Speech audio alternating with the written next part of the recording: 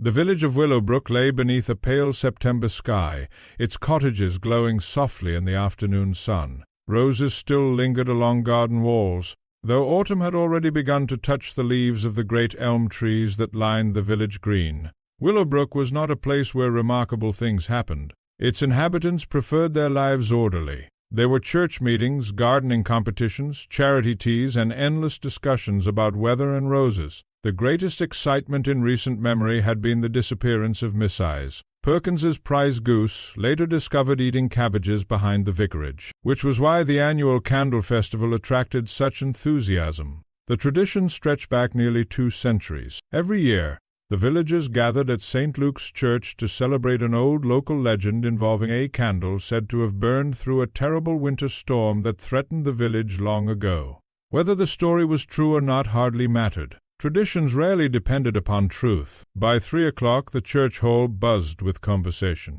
Tables overflowed with cakes, sandwiches, and tea urns. Children chased one another around the lawn, while elderly ladies exchanged news with practiced efficiency. Miss Jane Marple sat near a window, knitting quietly. At first glance she appeared exactly what she was, a gentle elderly lady with silver hair and kind blue eyes. People often made the mistake of assuming that age diminished observation.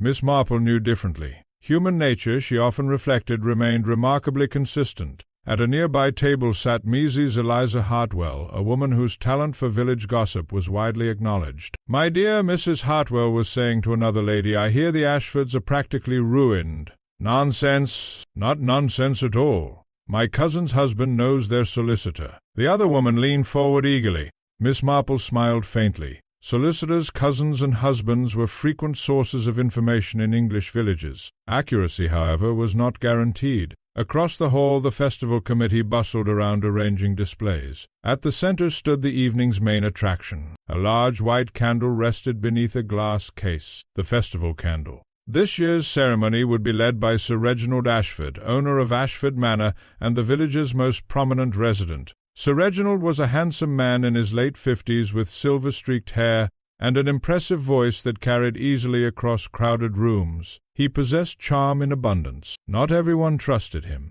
Miss Marple had noticed that several villagers smiled warmly when he approached and frowned immediately after he passed. Such behavior generally indicated complications. Near the display stood Sir Reginald's wife, Lady Margaret Ashford. Unlike her husband, Lady Margaret appeared nervous. Her hands twisted constantly together. Her eyes frequently drifted toward the church entrance as though expecting someone unpleasant. Miss Marple observed this with interest. Anxiety rarely appeared without reason. Miss Marple. She looked up to find Reverend Thomas Fletcher approaching. The vicar was a cheerful man whose spectacles perpetually slid down his nose. "Enjoying the festivities?" "Very much, thank you. I do hope the weather remains kind." "One never knows with English weather," said Miss Marple. The vicar laughed. "Quite true." Before he could continue, another voice interrupted. "Reverend Fletcher." The speaker was Dr. Leonard Pierce, Willowbrook's physician. Tall and serious, Dr. Pierce carried himself with quiet authority. "May I have a word?" The vicar excused himself and followed the doctor toward the doorway. Miss Marple noticed something curious. The doctor's expression seemed troubled. Very troubled. She watched them disappear into a side room. Then she resumed knitting. But she remembered. Miss Marple always remembered. As evening approached, the festival moved outdoors. Lanterns hung from tree branches around the village green. The church bells rang softly. A crowd gathered before a small wooden stage where the ceremonial candle would soon be lit. Children sat cross-legged in the grass. Adults formed clusters of conversation. The atmosphere was warm and festive, yet beneath it ran an odd current of tension. Miss Marple sensed it. Years of observation had taught her to recognize subtle changes in mood. Several people appeared distracted. Others watched one another too carefully, and Sir Reginald himself seemed unusually preoccupied. At precisely 7 o'clock, Reverend Fletcher stepped onto the stage. "Ladies and gentlemen," the crowd quieted, "it is my pleasure to welcome you to Willowbrook's annual candle festival." Applause followed.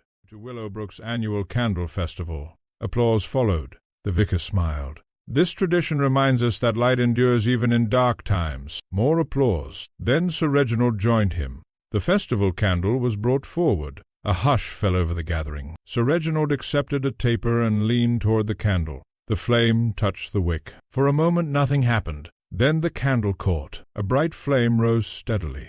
The crowd cheered. Children clapped. Sir Reginald smiled. And then everything changed. A scream pierced the evening air.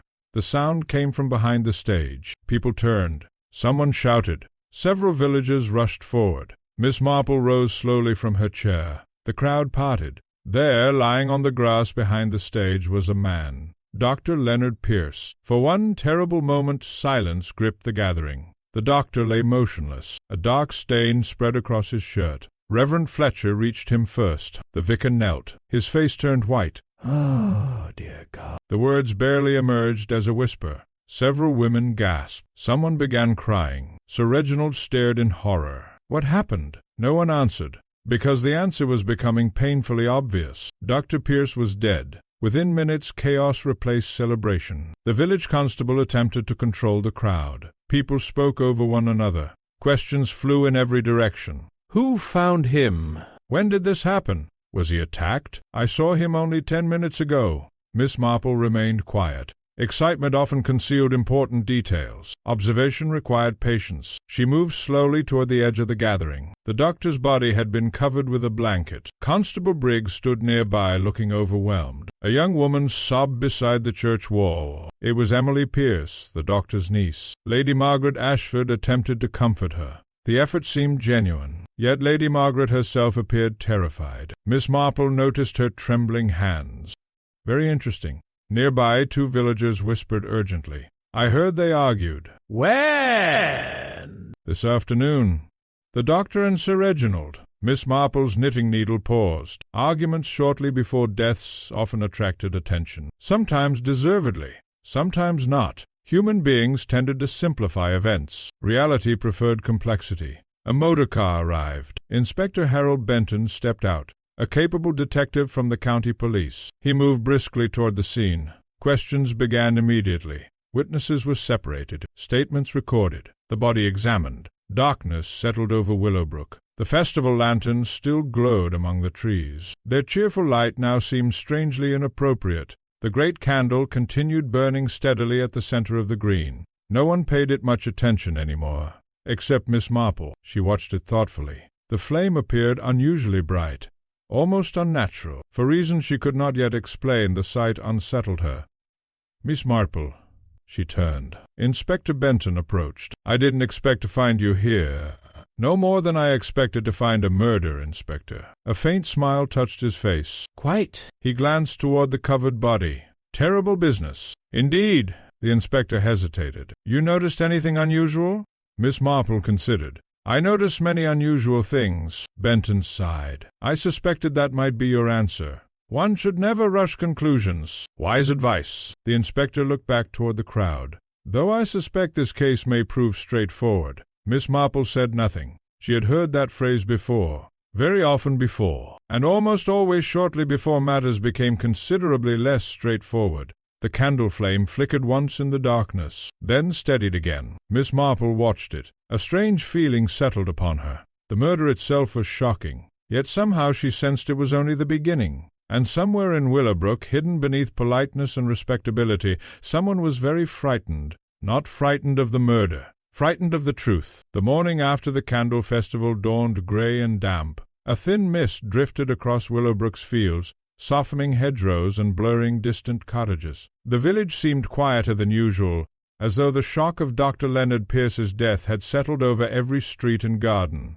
No one spoke of anything else. Milk deliveries paused while news was exchanged. Shopkeepers repeated rumors to customers. Curtains twitched as neighbors discussed theories from behind lace-covered windows. The murder had become the village's sole subject of conversation. Miss Marple, seated beside the window of her cottage, listened as she poured herself a second cup of tea. Outside, a robin perched upon the garden fence. Inside, the telephone rang. Miss Marple answered. "Good morning, Miss Marple." The voice belonged to Mrs. Eliza Hartwell. Naturally, Mrs. Hartwell possessed a remarkable ability to learn village news before it officially existed. "Good morning. My dear, have you heard?" "I imagine that depends upon what I've supposedly heard. The police questioned Sir Reginald until midnight." Miss Marple stirred her tea. "Did they?" "They certainly did, Mrs." Hartwell lowered her voice dramatically. "And between ourselves, I believe they suspect him." Miss Marple smiled faintly. The phrase "between ourselves" had probably introduced half the gossip ever spoken in England. "What makes you think so?" "There was an argument, so I've heard." "A dreadful one. About what?" Mrs. Hartwell hesitated. "Well, nobody seems entirely sure." Miss Marple thanked her and ended the conversation. That uncertainty interested her. People rarely remembered facts. They remembered emotions. The entire village appeared convinced there had been a serious quarrel between Dr. Pierce and Sir Reginald. Yet nobody seemed to know why. That was important. By midday, Inspector Harold Benton had established a temporary office inside the village hall. Witnesses came and went continuously. Statements were collected. Timelines constructed. Suspicions carefully examined. Inspector Benton sat behind a table covered with notes. Across from him sat Sir Reginald Ashford. The wealthy landowner looked exhausted. "I've already explained everything." "I know." "Then why repeat it?" "Because details matter." Sir Reginald sighed heavily. "Very well. You argued with Dr. Pierce yesterday afternoon." "About what?" The answer came immediately. "My wife's health." Inspector Benton looked up. "Lady Margaret's health? What about it?" Sir Reginald hesitated. The pause lasted only a second. Yet Benton noticed. "So? The doctor believes she was under stress." "I suppose so. What caused it?" Sir Reginald's jaw tightened. "Personal matters." The inspector made a note. Personal matters. A useful phrase. It often meant something people preferred not to discuss. Meanwhile, Miss Marple visited the village bakery. Not because she required bread. Miss Marple rarely visited places without purpose. The bakery happened to be one of Willowbrook's finest centers for information. Mrs. Dobbins, the baker's wife, greeted her warmly. "Terrible business." "Quite terrible." Mrs. Dobbins lowered her voice. "They say Dr. Pierce knew something." "Do they?" "Oh, yes." "What sort of thing?" Mrs. Dobbins leaned closer. "I couldn't possibly say." That, Miss Marple knew, usually meant the speaker intended to say exactly that. After suitable hesitation, Mrs. Dobbins continued. "There have been whispers about Ashford Manor." "What kind of whispers?" "Financial ones." Miss Marple remained silent. People often revealed more when encouraged by silence. "It seems," Mrs. Dobbins continued, "that Sir Reginald's affairs may not be as prosperous as everyone believes." Very interesting. For generations, Ashford Manor had represented stability. The idea of financial trouble would certainly surprise the village. Miss Marple thanked her and departed. As she walked home through the churchyard, she reflected upon what she had learned. A quarrel, financial difficulties, a nervous wife, and a dead doctor. The pieces existed, but they did not yet fit together. That afternoon, Inspector Benton received the post-mortem report. He read it twice, then a third time. The findings confirmed what everyone suspected. Dr. Pierce had been stabbed. Death had occurred between 6:30 and 7 o'clock, only minutes before his body was discovered. The timing narrowed possibilities considerably. The killer had likely been nearby during the festival, among the crowd, watching, perhaps even participating. Benton disliked such cases. Murder committed in public often produced dozens of witnesses and very little useful information. Everyone saw something. Nobody saw enough. A knock interrupted his thoughts. Constable Briggs entered. "We found something, sir." "What?" "A witness." Inspector Benton sat forward. "Tell me." The constable nodded. "Miss Turner, schoolteacher?" "What did she see?" "She claims she saw Dr. Pierce arguing with someone behind the stage shortly before the murder." Benton's eyes narrowed. Constable Briggs swallowed. "Sir Reginald." The news spread through Willowbrook before sunset. By evening, half the village believed the case solved. By bedtime, nearly all of it did. Sir Reginald Ashford had argued with the victim. He possessed possible financial troubles. Several witnesses had seen tension between the two men, and now another witness placed him near the scene. To many villagers, the conclusion seemed obvious. Miss Marple disagreed. Not strongly, not yet, but enough to be uneasy. That evening she sat beside her fire, knitting quietly. The flames danced across the room. Her thoughts returned repeatedly to one particular detail. The festival candle. The large white candle had burned all night. That alone was unusual. According to tradition, it should have extinguished itself hours earlier. Yet villagers reported seeing it still burning after dawn. Now, nearly 24 hours later, it remained alight. The matter fascinated local gossip. Some called it a miracle. Others considered it an omen. Miss Marple believed neither explanation. There was always a reason. Human beings preferred mysteries. Reality preferred mechanisms. The candle itself was not important. Or perhaps it was. The difficulty lay in determining which. A sudden knock interrupted her thoughts. She opened the door. Standing outside was Lady Margaret Ashford. The woman appeared pale and frightened. "Miss Marple, my dear." Lady Margaret stepped inside. Her hands trembled visibly. "I need your help." Miss Marple guided her toward a chair. "What has happened?" Lady Margaret sat. For several moments she seemed unable to speak. Finally she whispered, "They are going to arrest my husband." Miss Marple studied her carefully. "Do you believe he's innocent?" The answer came immediately. No hesitation, no uncertainty, just certainty. "Very interesting indeed." Miss Marple poured tea. Lady Margaret accepted it gratefully. "There is something else." "What is it?" The younger woman looked toward the window as though afraid someone might be listening. Then she lowered her voice. "Dr. Pierce told me something 3 days before he died." Miss Marple waited. "He said someone in Willowbrook was hiding a terrible secret." The room fell silent. Outside, the wind rattled leaves against the glass. Miss Marple's knitting remained motionless in her lap. "What secret?" Lady Margaret shook her head. "He never said, and now he's dead." Miss Marple stared thoughtfully into the fire. The village believed the case was becoming simpler. She suspected the opposite. Somewhere behind Dr. Pierce's murder lurked something larger than a quarrel, something worth killing for. And if Lady Margaret spoke the truth, the dead doctor had known it. The question was no longer who killed Dr. Pierce. The question was what he had discovered, and why someone feared that discovery enough to commit murder. Miss Marple had the distinct feeling that Willowbrook's secrets were only beginning to emerge. The following morning brought steady rain. Drops tapped softly against the windows of Ashford Manor, turning the grand old house into a gloomy silhouette against the grey countryside. Once Ashford Manor had been the pride of Willowbrook. Generations of the Ashford family had lived there. Its stone walls and sprawling gardens symbolized permanence and prosperity. Yet appearances, Miss Marple often reflected, could be astonishingly deceptive. She had accepted Lady Margaret's invitation for luncheon.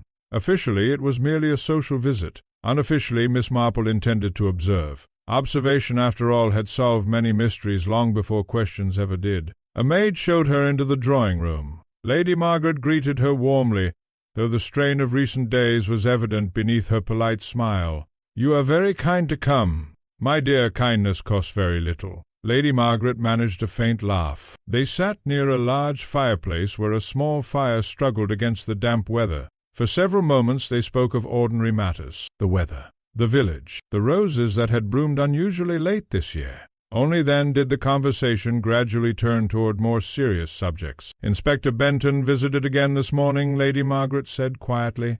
Miss Marple looked up. "And?" "He asked many questions about Reginald." "Naturally." Lady Margaret twisted her teacup nervously. "They think he killed Dr. Pierce." Miss Marple did not answer immediately. Instead, she watched the younger woman's face. Fear was present, but it was not the fear of someone hiding guilt. It was the fear of someone expecting disaster. The distinction mattered. "Tell me," said Miss Marple gently, "how long have you known Dr. Pierce?" "Nearly 15 years. You trusted him?" "Completely." Miss Marple nodded. That answer, too, came without hesitation. Before further questions could follow, the door opened. Sir Reginald entered. The master of Ashford Manor appeared exhausted. Dark circles rested beneath his eyes. His normally confident manner seemed diminished, yet there remained something undeniably charming about him. "Miss Marple." "Sir Reginald, I hear you've become interested in our village tragedy. A tragedy naturally attracts interest." His smile flickered. "Indeed." For a brief moment silence settled over the room. Then Sir Reginald moved toward the window. The rain streaked the glass behind him. "You know what people are saying. People say many things. They believe I'm a murderer." Miss Marple studied him carefully. "What do you believe?" The question surprised him. For several seconds he said nothing. Then he answered quietly. "I believe someone wanted Leonard Pierce dead." The use of the doctor's first name struck her immediately. It suggested familiarity, possibly friendship. Certainly history, and history often concealed motive. After luncheon, Miss Marple wandered through the manor gardens. Lady Margaret accompanied her. Though rain clouds lingered overhead, the weather had improved slightly. The gardens stretched across several acres, beautiful, immaculately maintained. and extraordinarily expensive. Miss Marple noticed signs of recent neglect, a damaged fountain, untrimmed hedges, repairs postponed, small details perhaps, yet such details often reflected larger realities. "You heard the rumors," Lady Margaret said suddenly. "About finances?" A shadow crossed her face. Miss Marple remained silent. Again silence encouraged honesty. After a long pause, Lady Margaret sighed. "The rumors are true." Miss Marple turned toward her. "Ashford Manor is in financial difficulty?" "Very serious difficulty. The admission seemed to cost her. We've been struggling for years." That was significant. The village still viewed Ashford Manor as wealthy and secure. Apparently appearances had succeeded in deceiving everyone. "Did Dr. Pierce know?" Lady Margaret hesitated, then nodded. "Very interesting indeed." Later that afternoon, Inspector Benton received another surprise. The village bank manager requested a meeting. The man arrived carrying several documents. His expression suggested considerable discomfort. "Inspector, I understand confidentiality is important. However, under the circumstances," he placed several papers upon the desk. Benton examined them. His eyebrows rose immediately. The figures were alarming, very alarming. Ashford Manor's debts were extensive, far worse than rumor suggested. The inspector leaned back. Suddenly, the possibility of financial motive became difficult to ignore. If Dr. Pierce had known something capable of exposing Sir Reginald's troubles, the theory practically constructed itself, which made Benton uneasy. The simplest explanation was often correct, but not always, and this case increasingly felt less straightforward than he preferred. That evening Willowbrook buzzed with fresh speculation. Every new revelation strengthened suspicion against Sir Reginald. At the bakery, at the post office, at the church. Everywhere the same conclusion emerged. The wealthy landowner had argued with the victim. The wealthy landowner had financial problems. The wealthy landowner therefore became the obvious suspect. Human beings loved obvious suspects. Miss Marple distrusted them. She sat quietly at home reviewing the facts. Dr. Pierce had known something. Lady Margaret had confirmed it. Financial difficulties existed. That much was certain, yet something still troubled her. The doctor's final days. Several villagers had mentioned unusual behavior.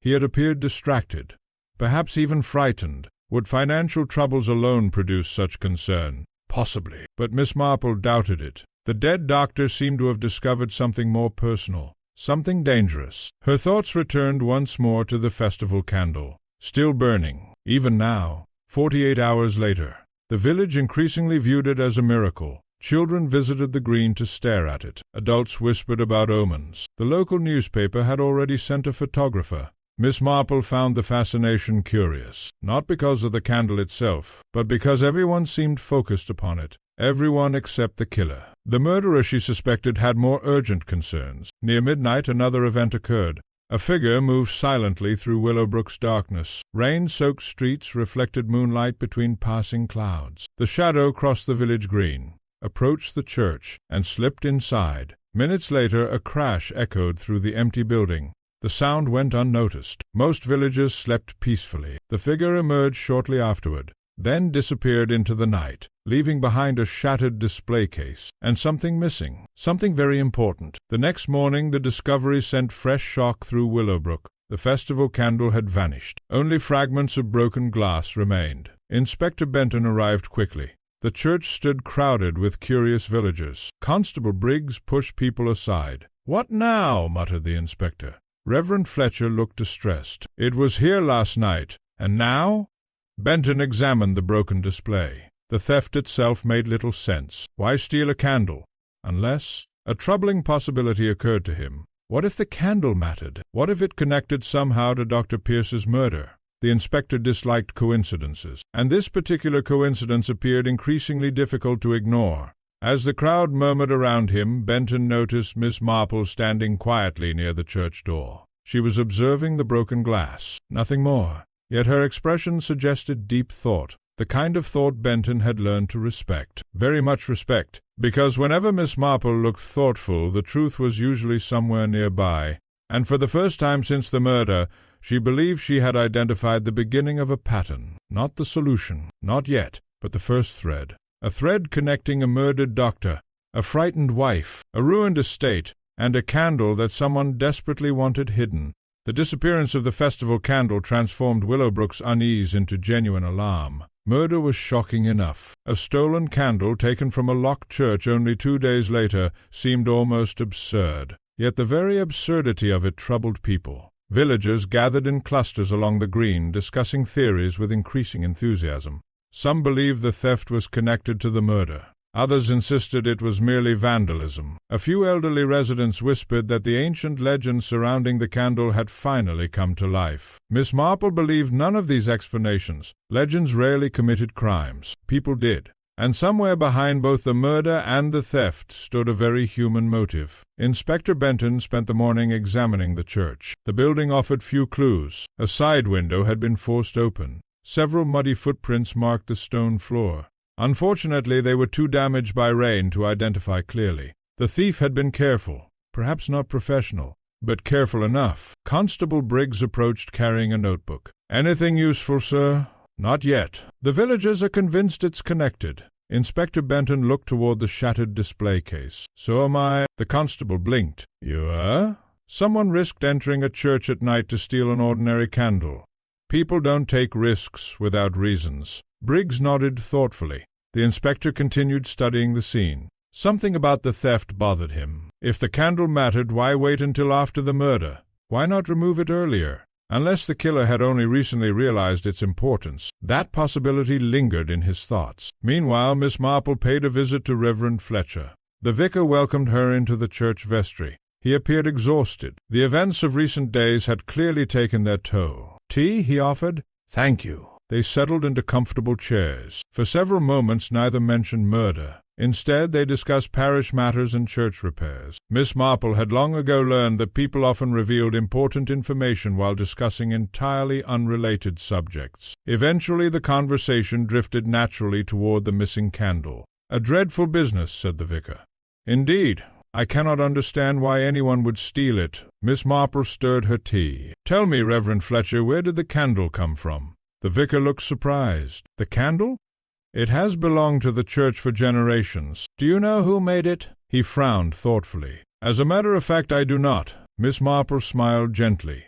The vicar seemed puzzled. "My dear lady, surely the manufacturer cannot matter. One never knows." He laughed politely. Yet Miss Marple's question lingered in his mind after she departed. That afternoon a new development emerged. Inspector Benton received a message from Dr. Pierce's housekeeper. Mrs. Collins was a practical woman who had served the doctor for nearly 20 years. She had discovered something while cleaning his study. The inspector arrived immediately. The doctor's house stood near the edge of the village. Inside, the atmosphere felt strangely frozen. Books remained exactly where their owner had left them. Papers still covered his desk. Life interrupted. Nothing more tragic existed. Mrs. Collins handed over a small notebook. "I found it hidden behind some medical journals." Inspector Benton opened it. Some medical journals. Inspector Benton opened it. Most pages contained ordinary notes, appointments, medical observations, personal reminders. Then he reached the final entries. His expression changed. Several names appeared repeatedly.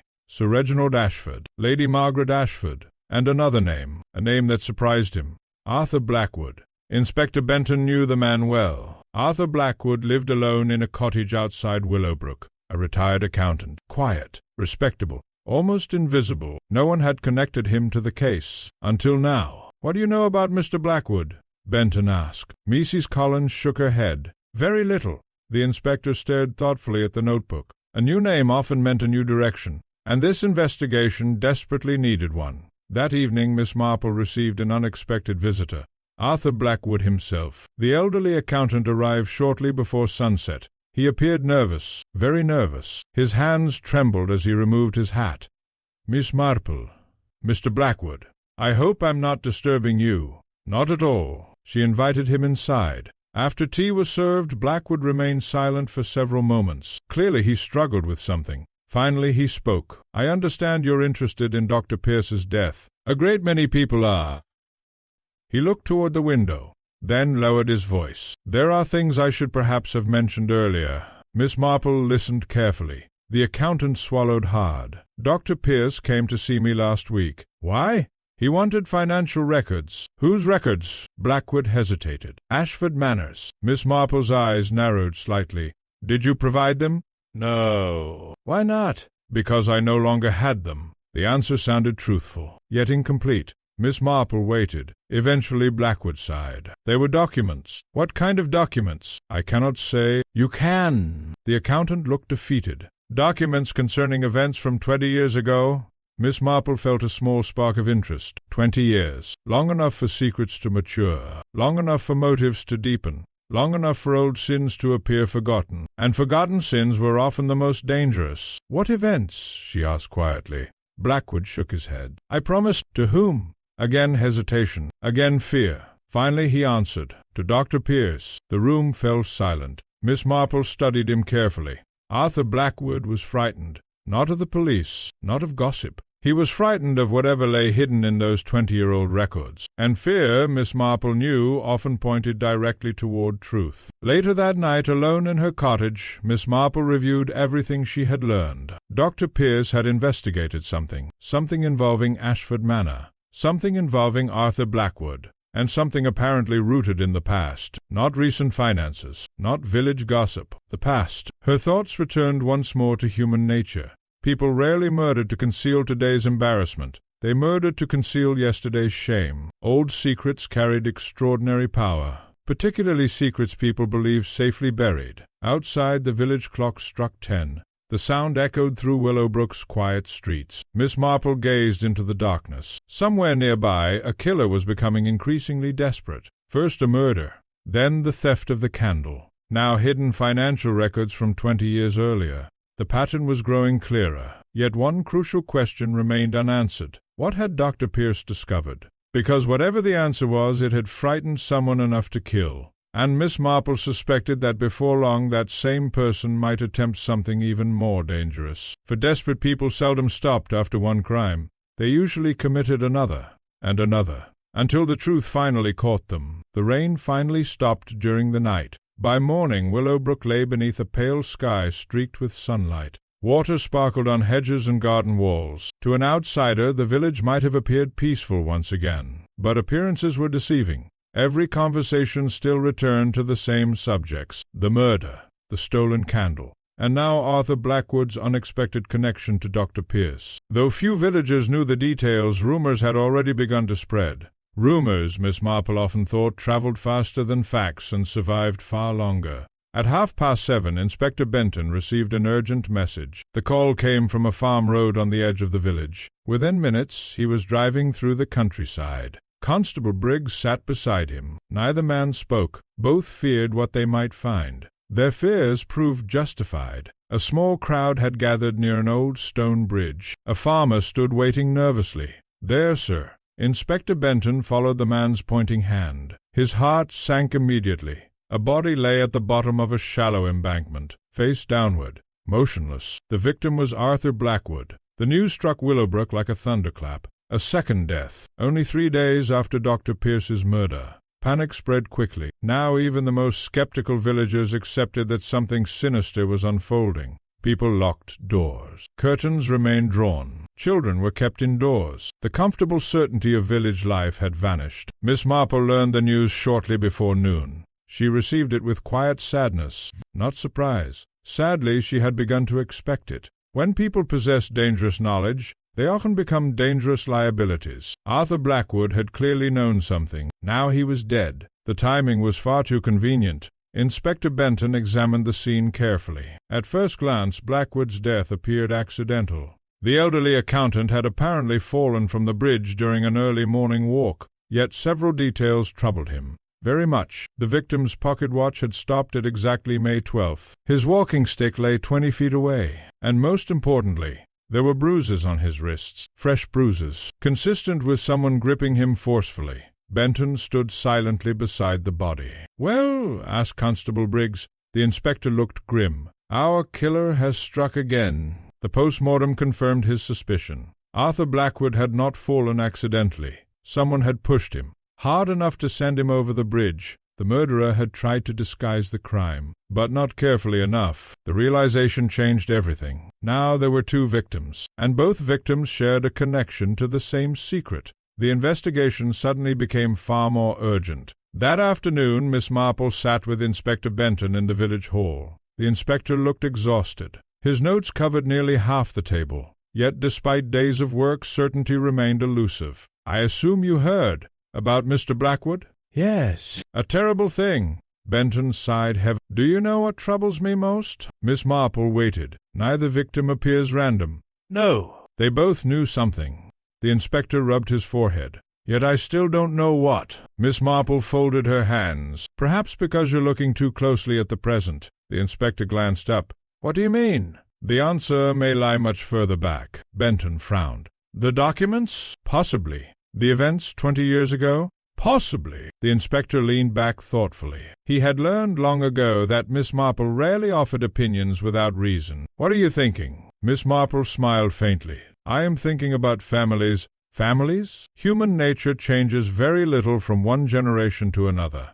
Benton recognized the familiar tone. Miss Marple was following a line of reasoning. A dangerous sign for criminals, and usually a useful sign for investigators. That evening another discovery emerged. Constable Briggs arrived at Blackwood's cottage to conduct a more thorough search. Most rooms appeared ordinary. Bookshelves, photographs, financial records, nothing unusual. Then he entered the study. A locked drawer attracted his attention. After obtaining permission, he forced it open.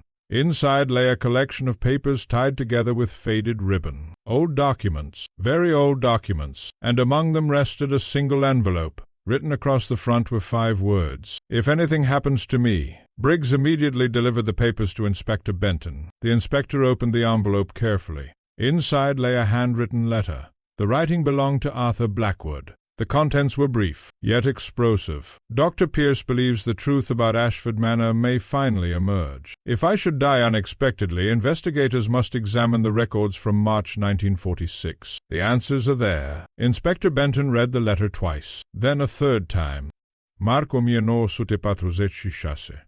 20 years ago, exactly as Miss Marple suspected, the past was reaching forward and leaving bodies behind. Meanwhile, Miss Marple paid a quiet visit to the churchyard. The evening sun cast long shadows across ancient gravestones. Few people were present, exactly as she preferred. She walked slowly among the stones, not because she expected to find clues, because cemeteries often encouraged reflection, and reflection frequently produced understanding. As she passed a weathered monument, a familiar voice spoke behind her. "Miss Marple." She turned. Lady Margaret Ashford stood nearby. The woman looked more distressed than ever. "You've heard about Mr. Blackwood?" Lady Margaret clasped her hands tightly. "I am frightened." "Of what?" For several moments she seemed unable to answer. Then, almost in a whisper, "Of what may be revealed." Miss Marple studied her carefully. That answer was interesting, very interesting. Not frightened of arrest, not frightened of scandal, frightened of revelation, a subtle but important distinction. "What do you think will be revealed?" Lady Margaret's face became pale. "I don't know." Miss Marple believed her, at least partly. The woman knew something, not everything, but enough to fear the truth, and fear often indicated proximity to it. That night Miss Marple sat beside her fire reviewing the case. Dr. Pierce, Arthur Blackwood, Ashford Manor, Marco mio no sute patruzeci chasse. The pieces were slowly arranging themselves, not into a complete picture, but into a recognizable shape. Someone had spent 20 years protecting a secret. Someone had killed twice to keep it hidden. And now that secret was beginning to surface despite every effort to bury it. The killer would know that too, which made the situation dangerous, extremely dangerous, because secrets approaching exposure often provoke desperate actions, and desperate people make mistakes. Miss Marple gazed thoughtfully into the flames. For the first time she felt certain of one thing. The murderer was no longer simply covering up a crime. The murderer was protecting a lie that had survived for decades, a lie rooted in the spring of 1946, a lie connected somehow to Ashford Manor. And if Miss Marple was correct, the truth hidden in those old records would soon change everything Willowbrook believed about one of its most respected families. The discovery of Arthur Blackwood's letter transformed the investigation. For the first time since Dr. Pierce's murder, Inspector Benton possessed a clear direction. Marco mio no sute patruzeci chasse. The date appeared repeatedly in his thoughts. Whatever had happened during that month had frightened 2 men enough to investigate it, and apparently frightened someone else enough to kill. The question was simple. What had occurred at Ashford Manor 20 years earlier? The answer, Benton suspected, would be anything but simple. The following morning found him surrounded by documents. Blackwood's papers filled an entire table in the village hall. Old account books, correspondence, legal records, receipts faded with age. Most appeared perfectly ordinary. Hours passed. Nothing significant emerged. Then, shortly before noon, Constable Briggs discovered something. A missing page. More precisely, evidence that a page had once existed. One ledger contained a carefully removed section. The tear was old. Very old. Perhaps 20 years old. Inspector Benton examined it thoughtfully. Someone had not merely hidden information. Someone had deliberately erased it. That suggested intent. And intent suggested importance. Meanwhile, Miss Marple travelled to the county archives. The journey required nearly an hour by motor car. The archives occupied a handsome Victorian building filled with shelves and dust. Miss Marple rather liked archives. Human beings forgot things. Paper rarely did. The archivist, Mr. Henshaw, proved helpful. Within minutes he was producing newspapers from March 1946. Miss Marple settled comfortably at a reading table, then began reading. At first she found little of interest. Post-war celebrations, agricultural reports, local elections, the ordinary concerns of a country rebuilding after difficult years. Then one article caught her attention, a small piece buried near the bottom of a page. The headline read, "Local infant missing from Willowbrook." Miss Marple paused. Very interesting. She continued reading. The article described a tragic incident. A newborn child had disappeared from Willowbrook Memorial Hospital. Despite extensive searches, the infant was never found. Authorities eventually concluded that the child had died accidentally and somehow been lost during a period of confusion. The case remained unsolved. Miss Marple read the article twice, then 3 times. A strange feeling settled over her. The timing was noteworthy. Marco mia no sute patrus echishasse. Exactly the month Arthur Blackwood had mentioned. Possibly, but Miss Marple rarely trusted coincidences. Back in Willowbrook, Inspector Benton paid another visit to Ashford Manor. This time he carried several questions. Sir Reginald received him politely, though less warmly than before. The strain of recent days was beginning to show. Inspector, Sir Reginald. They sat opposite one another in the library. Rain tapped softly against the windows. Benton opened his notebook. "I need to ask about March 1946. The reaction was immediate, almost invisible, yet unmistakable. For a fraction of a second Sir Reginald froze, then recovered. "That was a long time ago." "What happened then?" The landowner looked toward the fire. "Nothing I can recall." Inspector Benton said nothing. Silence often worked better than accusations. Several uncomfortable moments passed. Finally Sir Reginald spoke again. "My father was alive then." "Why are you interested?" Arthur Blackwood was interested. A shadow crossed Sir Reginald's face. "And now he's dead." Neither man spoke. The silence stretched. Eventually Benton rose. "Thank you for your time." But as he departed, one thought remained firmly in his mind. Sir Reginald had recognized the date. Of that he was certain. That evening another piece of the puzzle emerged. Miss Marple visited Willowbrook Memorial Hospital. The building had changed considerably over the decades, modernized. Yet some staff members remembered older stories. One of them was Nurse Edith Warren. Now retired, she still volunteered occasionally. When Miss Marple mentioned March 1946, the elderly nurse became thoughtful. "My goodness, you remember it?" "Oh, yes." "The missing child?" Nurse Warren nodded slowly. "The whole village talked about it." "What happened?" The nurse sighed. "No one ever knew." "Tell me what you do remember." For several moments the woman stared through the window, as though seeing another time, another Willowbrook. Then she spoke. "The baby belonged to a young woman named Eleanor Finch." Miss Marple listened carefully. "Eleanor wasn't married." The nurse lowered her voice instinctively despite the passing decades. "In those days that mattered, people talked. They always do." Nurse Warren smiled sadly. "Poor girl." "What happened to her?" "She left the village shortly afterward." "Did she ever find her child?" "No." The answer carried genuine sorrow. "Never." Miss Marple felt her interest deepen. "What became of her?" The nurse shook her head. "I don't know." The conversation continued for nearly half an hour. By the end, Miss Marple possessed several new facts. Not enough, but perhaps enough to recognize a pattern. Late that night, Inspector Benton received a telephone call. The caller was excited, almost breathless. "A records clerk from the county office. Inspector, I found something." "What?" "A birth certificate. Benton sat upright. For whom? The answer stunned him. The clerk named a child supposedly born at Willowbrook Memorial Hospital in March 1946. Yet several details didn't match official records. The dates were wrong, the signatures inconsistent, and most troubling of all, one witness signature belonged to Arthur Blackwood. Inspector Benton stared at the receiver. Slowly, very slowly, a theory began forming.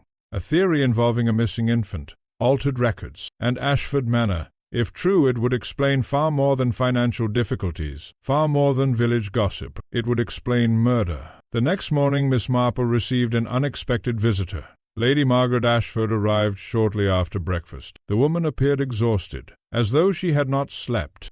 "Miss Marple, my dear."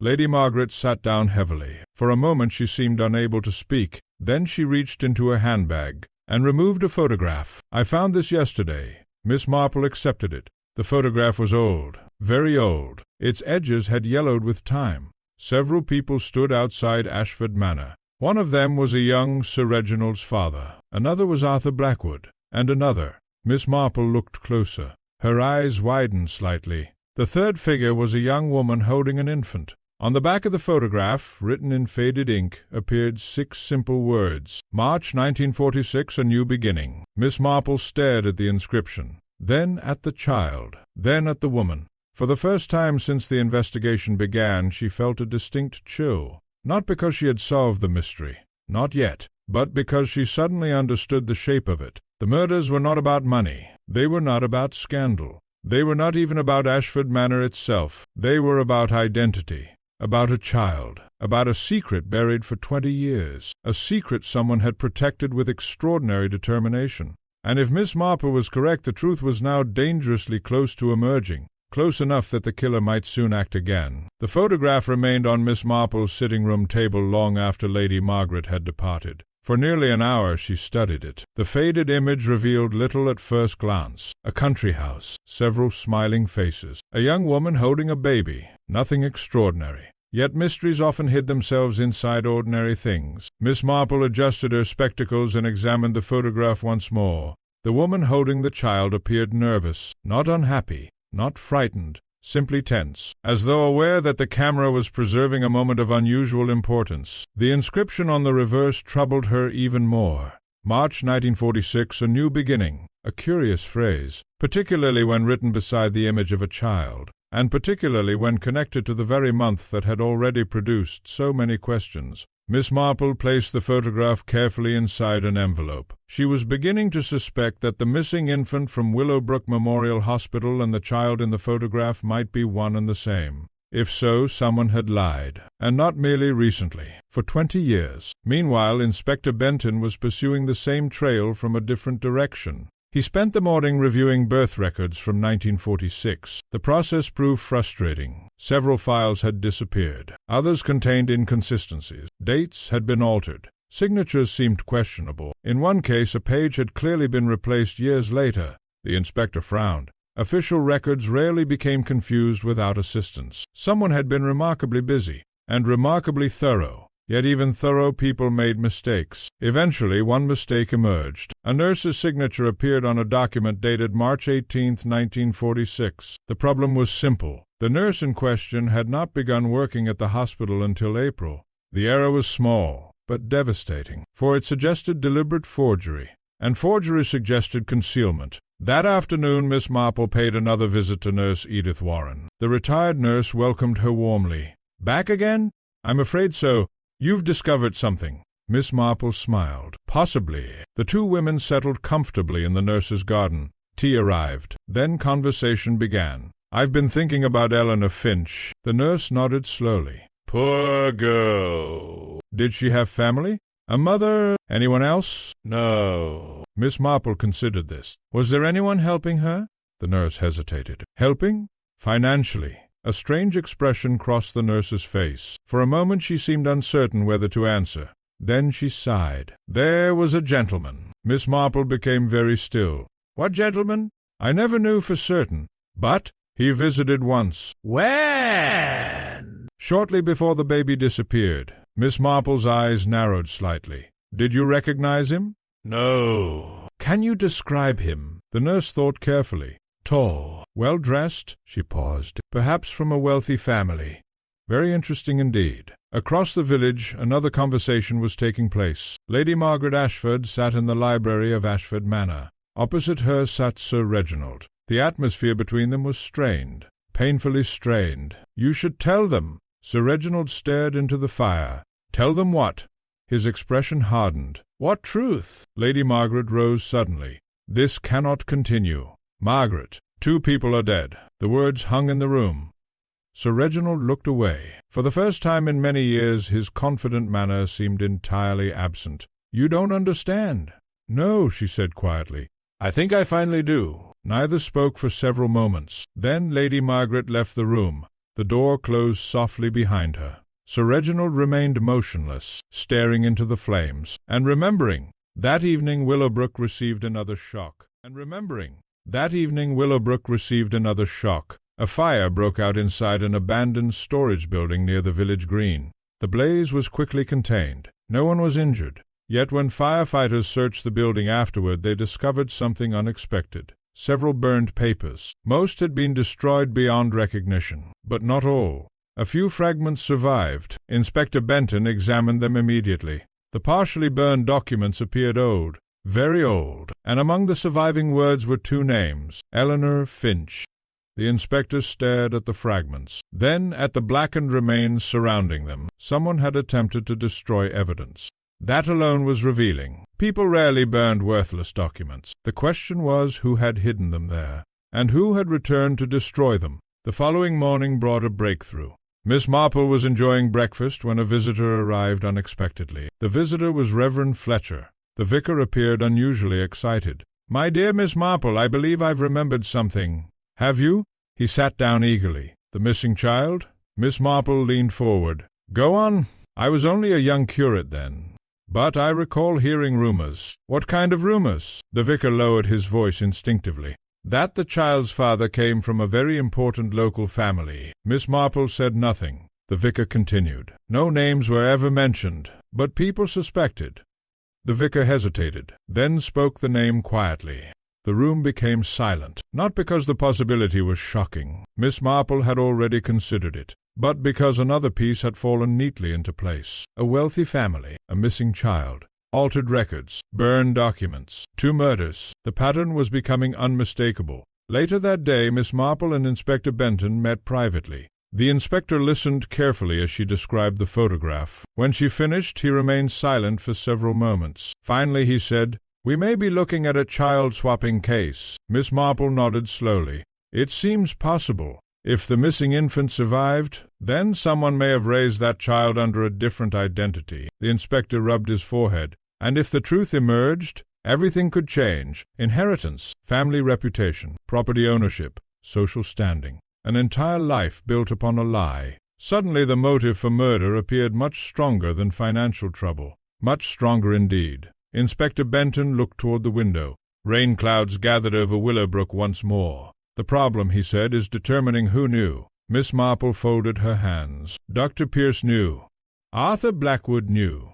And now both are dead. The inspector nodded grimly. A dangerous pattern, one that suggested the killer was eliminating witnesses, one by one. That evening, as darkness settled over the village, Miss Marple sat alone in her cottage. Her knitting rested untouched. Her thoughts were elsewhere. A child had vanished in March 1946. A child had apparently reappeared under another name. Somebody had spent 2 decades protecting the secret. And now that secret was unraveling. The closer she came to the truth, the more uneasy she felt. Not because the mystery was difficult, because it was becoming personal, very personal. For someone in Willowbrook, someone respected, someone trusted, someone who had far more to lose than money. The village clock struck 9. Miss Marple looked toward the window. A light glowed faintly in the distance from Ashford Manor, and suddenly a troubling possibility occurred to her.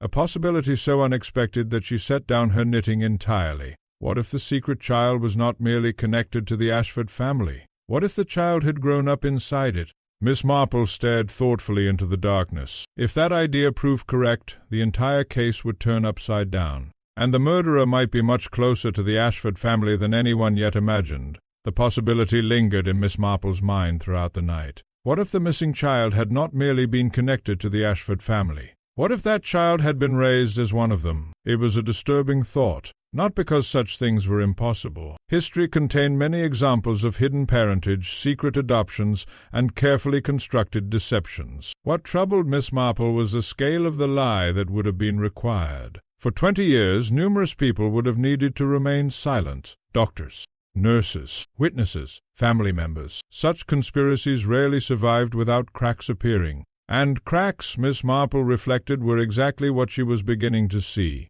The following morning, Inspector Benton arrived at Ashford Manor with a search warrant. The news spread through Willowbrook within minutes. By lunchtime, half the village had heard. By tea-time, the story had grown considerably. Some claimed the police had uncovered hidden gold. Others insisted secret letters had been found. Mrs. Hartwell confidently reported both versions simultaneously. The reality was less dramatic, yet potentially more important. Benton's team spent hours examining old records stored inside the manor. Most proved unhelpful. Then, shortly after noon, a constable discovered a locked metal box hidden behind a cabinet in the library.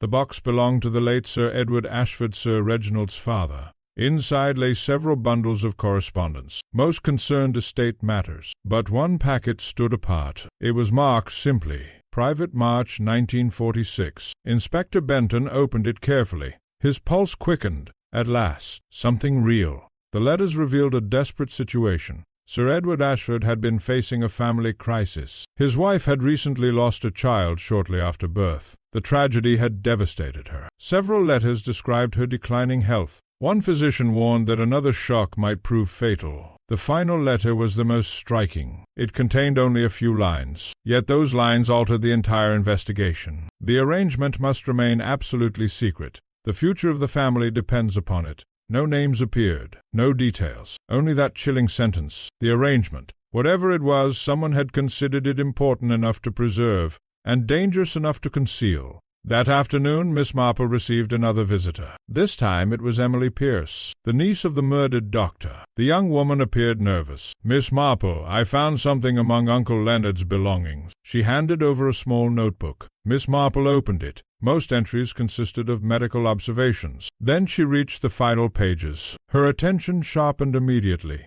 Several passages referred to an ongoing private investigation. One entry read, "Blackwood finally admitted there were irregularities in the records." Another, "The truth may be worse than I imagined." And finally, "If I am correct, one person has been living under a false identity for 20 years. Miss Marple closed the notebook slowly. The room felt suddenly quieter. The doctor's suspicions matched her own. A hidden identity, a missing child, a family secret. The pieces were converging. Meanwhile, tension inside Ashford Manor reached dangerous levels. Lady Margaret confronted her husband again that evening. The conversation took place in the library, the same room where police had discovered Sir Edward's letters. "You knew!" Sir Reginald remained silent. "You knew all along." Still silence. The accusation hung heavily between them. At last he spoke. "I learned the truth years ago." Lady Margaret stared at him. "Years?" "Yes." "And you never told me?" His expression was weary. Some secrets become prisons. The answer only deepened her anger.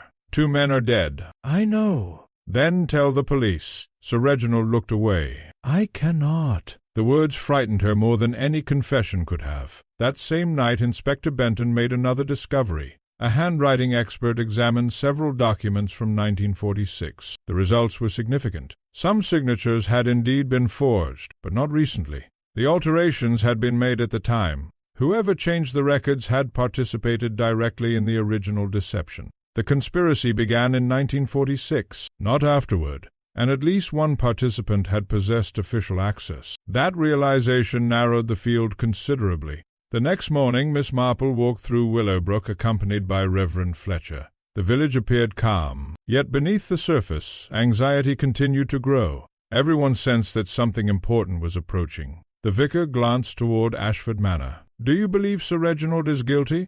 Miss Marple considered carefully. "Of murder?" "I don't know." The answer surprised him. "I thought you suspected him." "I suspect many people." The vicar smiled faintly. "That's not especially reassuring." "No." They continued walking. After several moments Miss Marple spoke again. "I believe Sir Reginald knows the truth." The vicar stopped. "But isn't that the same thing?" "No." She shook her head gently. Knowledge and guilt are not identical. The distinction was important, very important, and increasingly central to the mystery. That afternoon another shocking revelation emerged. Inspector Benton finally identified the woman in the photograph, the young mother holding the infant. Her name was indeed Eleanor Finch. There could be no doubt. The identification came from an elderly photographer who had taken the picture himself. The old man remembered the occasion surprisingly well. It was taken at Ashford Manor. When? Marchio miano sute patruzet chasse. Why? The photographer frowned. Because the family wanted a record. A record of what? The answer stunned the inspector. The arrival of the baby. Benton stared. The Ashford baby? The photographer shook his head. No. Then he added quietly, the baby wasn't really an Ashford. Silence filled the room. The old photographer shifted uneasily. I always thought it was strange. Inspector Benton leaned forward. What exactly do you mean? The man swallowed. Because the woman holding the child wasn't a servant. No. She was the mother. The implication was explosive, and for the first time the mystery's hidden shape became unmistakably clear. That evening Inspector Benton rushed to Miss Marple's cottage. He arrived carrying the photograph, the notebook, and the newly confirmed identification. After hearing everything, Miss Marple remained silent for a long moment. Then she nodded. The inspector looked surprised. Yes, it fits. You understand it. Partly. Benton leaned forward eagerly. Then tell me. Miss Marple smiled gently. Not yet. The inspector groaned. Miss Marple, we still lack one crucial fact. What fact? She looked toward the photograph, toward Eleanor Finch, toward the child, and finally toward Ashford Manor. The identity of the child. The room fell silent, because that answer would explain everything. The murders, the forged records, the stolen candle, all of it. Someone had spent 20 years protecting that identity, and someone had now killed twice to keep it hidden. Miss Marple folded her hands thoughtfully. The truth was very close, closer than ever before, and somewhere in Willowbrook the killer knew it too, which made the coming days extremely dangerous, for desperate secrets often led to desperate acts, and Miss Marple feared that before the mystery ended, someone else might pay the price. A heavy stillness settled over Willowbrook after Inspector Benton's latest discovery. For days the village had lived beneath a cloud of rumor and suspicion. Now, without realizing it, the villagers stood very near the truth. The truth itself remained hidden, but its outline was becoming visible. Like a figure behind frosted glass. One could not yet see the face, yet one could clearly tell someone was there. Miss Marple spent the following morning reviewing every name connected to the case, not suspects. People often paid too much attention to crimes and too little attention to identities. Yet identities, she reflected, were frequently the heart of a mystery. On a sheet of paper she wrote, Eleanor Finch, Sir Edward Ashford, Arthur Blackwood, Dr. Leonard Pierce. Then she paused. After a moment she added another, Sir Reginald Ashford. The name sat alone beneath the others. Miss Marple stared at it thoughtfully. There was something curious about Sir Reginald, not his behavior, not his finances, not even his knowledge of the secret. Something deeper, something she had noticed subconsciously long before she understood its significance. Human beings inherited many things: appearance, temperament, mannerisms, certain habits. And yet she remembered old photographs of Sir Edward Ashford. The resemblance between father and son was surprisingly weak, not impossible, simply unusual. Miss Marple disliked relying upon appearances, but she never ignored them entirely. That afternoon Inspector Benton received confirmation of another important detail. The hospital records revealed that Eleanor Finch had given birth to a healthy baby boy. The date matched perfectly. The same week that Sir Edward Ashford's infant son had reportedly died. The coincidence was extraordinary, too extraordinary. When Benton shared the information with Miss Marple, she listened carefully, then asked only one question. Has anyone verified the Ashford child's death? The inspector blinked. What? The death certificate. Of course one exists. Does it? Benton frowned. I assume so. Assumptions are dangerous. The inspector immediately arranged for the records to be examined. Several hours later the result arrived. The death certificate could not be found, not misplaced. Entirely gone. For a long moment neither spoke. The absence of a document was sometimes more revealing than its existence. That evening Sir Reginald sat alone in the library at Ashford Manor. The house felt colder than usual, larger, lonelier. The recent discoveries had begun closing around him. He knew it. Perhaps he had known it from the moment Dr. Pierce died. The past was returning, and with it came consequences. A knock sounded at the door. Lady Margaret entered. She looked tired. The strain of the investigation affected them both. For a moment she simply stood there. Then she spoke quietly. "Was your father involved?" Sir Reginald closed his eyes. A long silence followed. Finally, the answer barely rose above a whisper. Lady Margaret stared at him. What did he do? Again silence. Again hesitation. He believed he was saving the family. The words echoed through the room. Lady Margaret felt a chill, because history had repeatedly shown that terrible acts often began with noble justifications. The next morning brought another breakthrough. Constable Briggs arrived breathlessly at Inspector Benton's office. "What is it?" "We found the midwife." Benton stood immediately. The midwife from 1946? The woman was now 83 years old and living in a neighboring county, yet her memory remained surprisingly sharp. By noon, Benton was sitting across from her. The elderly woman listened carefully as he explained the investigation. At first she seemed reluctant to speak. Then he showed her the photograph. Everything changed. Her face became pale. "I remember." Inspector Benton leaned forward. "What do you remember?" The old woman stared at the photograph. "The baby." "Which baby?" The answer came softly. "The wrong one." Silence filled the room. The inspector's heart began beating faster. "What do you mean?" The midwife swallowed. Then, after 20 years of silence, she told the truth. The story emerged slowly, painfully. Sir Edward Ashford's newborn son had died shortly after birth. The tragedy devastated Lady Ashford. Doctors feared she would not survive another emotional shock. At nearly the same time, Eleanor Finch gave birth to a healthy baby boy. Sir Edward saw an opportunity, a terrible opportunity. Using money, influence, and the cooperation of several desperate people, arrangements were made. Records were altered. The dead infant disappeared from official history, and Eleanor Finch's baby became the new Ashford heir. The midwife's voice trembled as she spoke. "It was wrong. Why didn't you come forward?" "We were told it would save lives." Inspector Benton remained silent. He had heard similar explanations before. Good intentions rarely improve terrible decisions. When the interview ended, Benton sat alone for nearly 10 minutes. The truth was astonishing. Yet one question remained unanswered. If Eleanor Finch's child became the Ashford heir, then who was that child? The answer appeared obvious, almost too obvious, and yet Benton needed proof, not assumptions.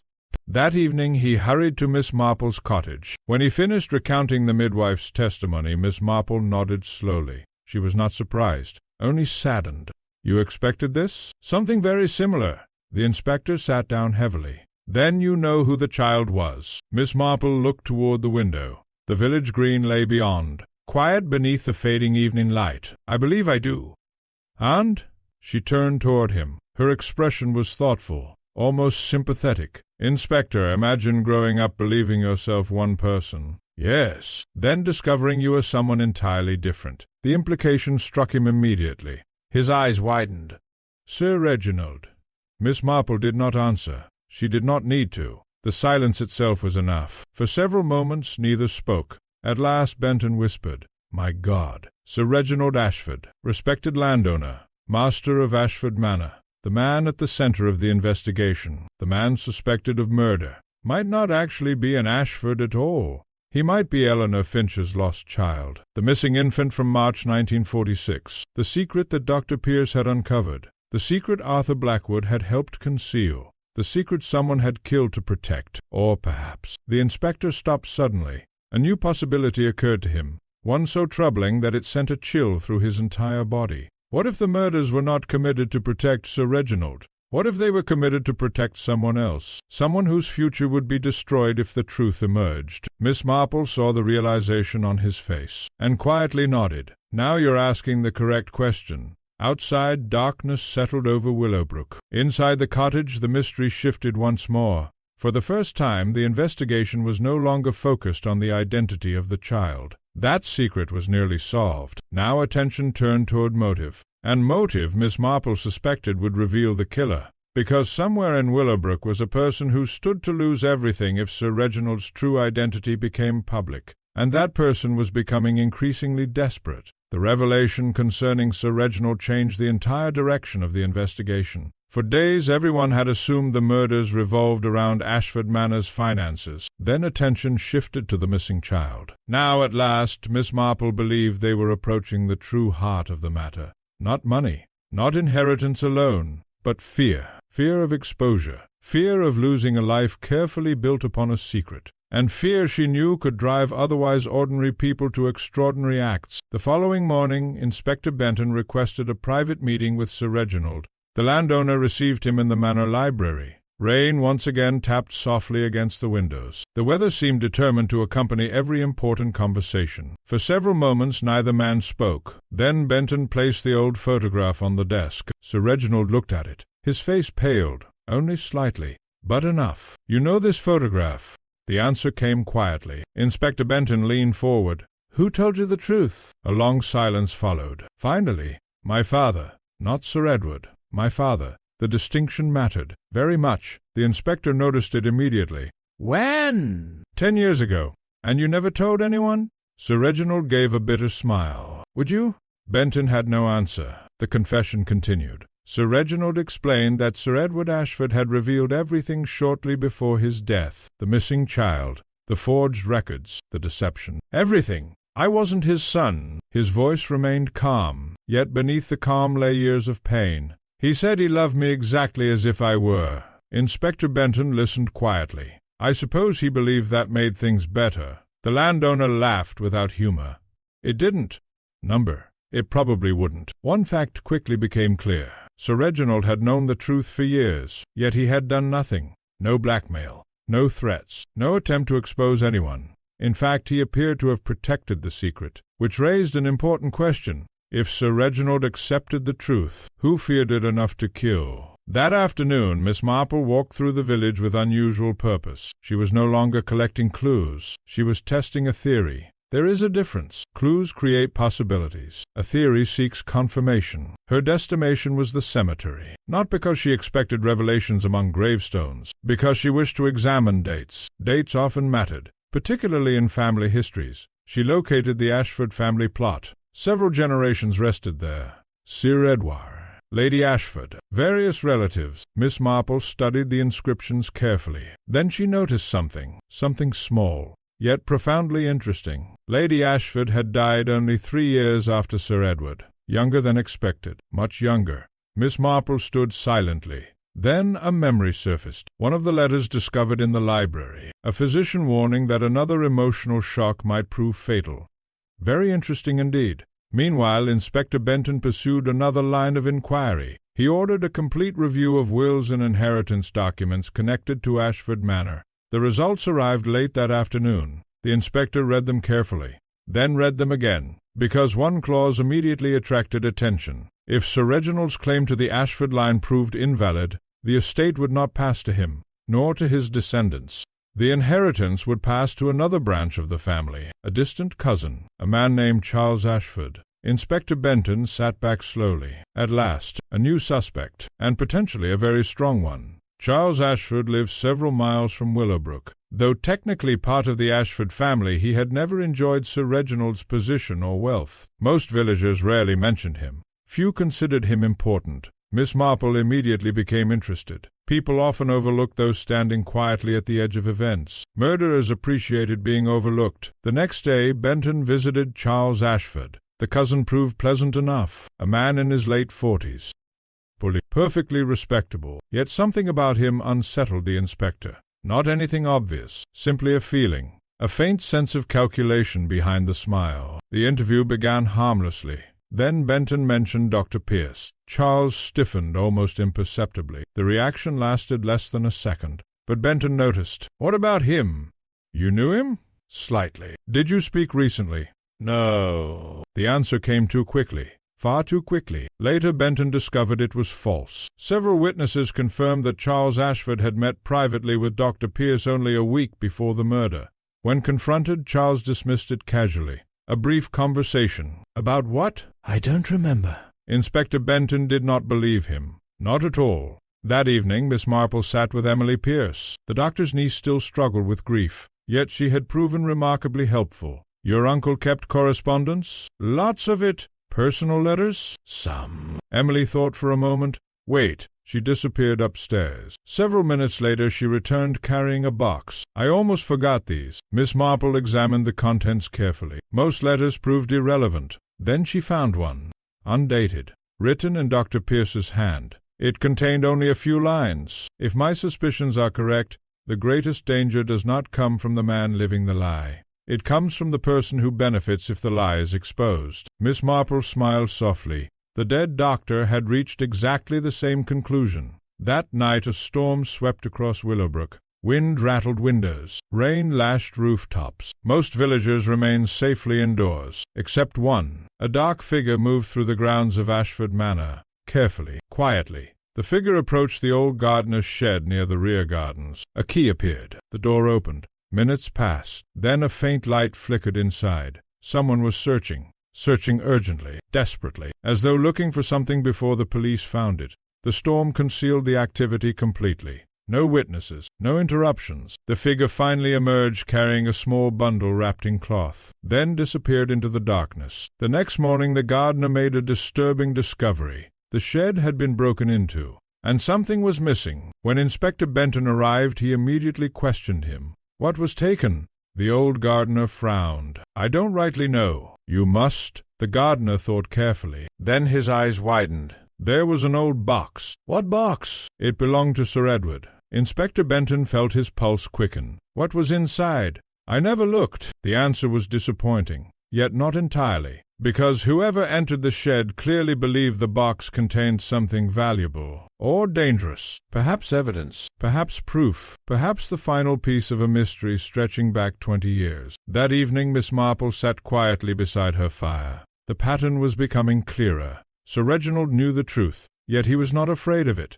Dr. Pierce discovered the truth, then died. Arthur Blackwood knew the truth, then died. Someone was desperately destroying evidence. Someone with a personal stake in the inheritance. Someone increasingly frightened. Miss Marple looked thoughtfully into the flames. At last she felt close, very close, not merely to the solution, to the murderer. The identity of the killer remained hidden, but only just. And somewhere in Willowbrook a desperate person was beginning to realize that Miss Marple was getting dangerously near the truth. The storm had passed during the night. By morning Willowbrook appeared washed clean. Sunlight glimmered on wet hedges. Birds sang in the churchyard. To an outsider the village might have seemed perfectly peaceful. Yet beneath that peaceful surface tension had reached its highest point. Someone had murdered twice. Someone had stolen evidence. Someone had broken into the gardener's shed. And Miss Marple was becoming increasingly certain that the murderer was running out of time. People made their worst mistakes when they ran out of time.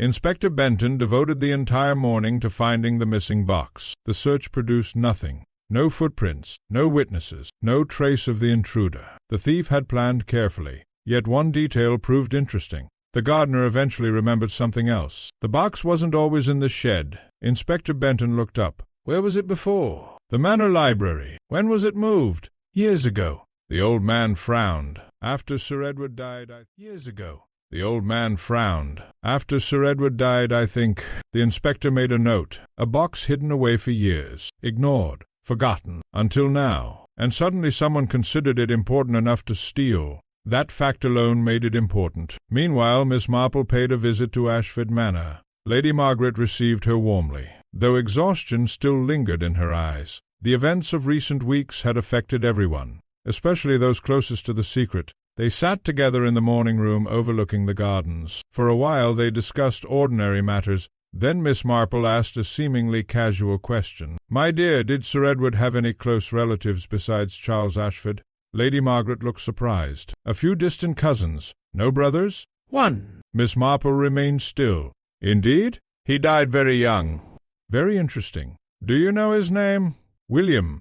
Miss Marple nodded thoughtfully. A tiny piece of information. Yet somehow it felt important. After luncheon she requested permission to examine old family photographs. Lady Margaret agreed. Several albums appeared, filled with decades of family history. Miss Marple turned the pages slowly. Birthdays, garden parties, hunting weekends, weddings, funerals, the ordinary record of a privileged family. Then she noticed something. In photographs from the 1930s, William Ashford appeared frequently, a handsome young man with an easy smile. Then, suddenly, Nothing. no more photographs, no later appearances. The young man vanished from the family record, as though he had never existed. Miss Marple frowned. Families rarely erase members without reason. That evening Inspector Benton received unexpected news. The stolen box had been found, or rather part of it had. A fisherman discovered fragments floating in a stream several miles from Willowbrook. The wooden box had been smashed apart, deliberately.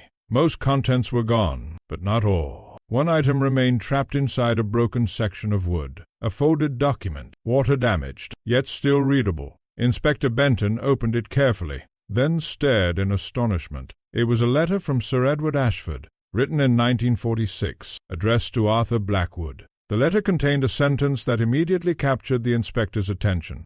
"If the truth ever emerges, Charles must never learn it." Benton read the line twice, then a third time. A chill ran through him. Why Charles? Why specifically Charles Ashford? The question would not leave his mind. That same night Miss Marple reached an important conclusion. Not the solution. Not yet, but something very close. She sat alone in her cottage reviewing every known fact. Dr. Pierce discovered the secret. Arthur Blackwood helped conceal it years earlier. Sir Edward orchestrated the deception. Sir Reginald was the missing child. Charles Ashford stood to inherit if the truth emerged. And now a letter specifically warned that Charles must never learn the secret. At first glance the warning seemed obvious. Charles could benefit financially, yet something bothered her. A subtle inconsistency. Miss Marple had spent a lifetime studying people, and one truth remained remarkably constant. People rarely feared what someone might gain.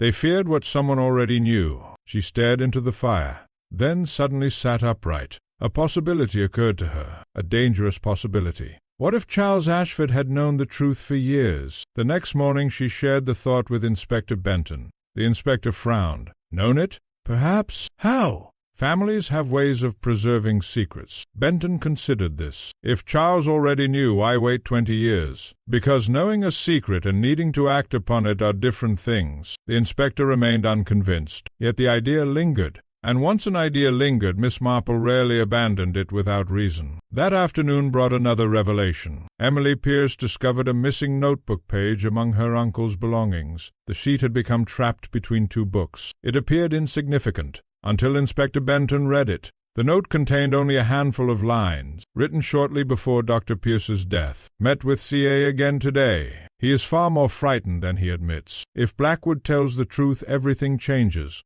The inspector stared at the initials. C.A. Charles Ashford. No doubt remained. Dr. Pierce had met him, repeatedly, and apparently considered him frightened, very frightened. By evening, Charles Ashford had become the investigation's primary focus, not publicly. Inspector Benton remained cautious. Evidence remained circumstantial. Yet privately, suspicion was growing rapidly. Too rapidly for comfort. Charles possessed motive, opportunity, and now a documented connection to the victim. Unfortunately, he still lacked proof, and proof mattered, especially in murder cases. That night another incident occurred, a frightening one. Miss Marple had just finished her evening tea when she heard a sound outside, a faint scraping noise near the garden gate. She extinguished the lamp immediately, then moved quietly toward the window. For several seconds she saw nothing.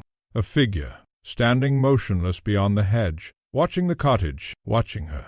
The person remained there only briefly, perhaps 30 seconds, then disappeared into the darkness. Miss Marple did not panic. Fear seldom improves situations. Instead, she sat quietly and thought. The visit confirmed something she had already suspected. Someone knew she was getting close, very close, and someone was worried. The realization did not frighten her. It saddened her, because desperation often preceded tragedy, and desperate murderers rarely surrendered gracefully.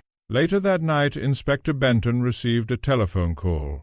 The voice on the other end belonged to Charles Ashford. The man sounded shaken, almost terrified.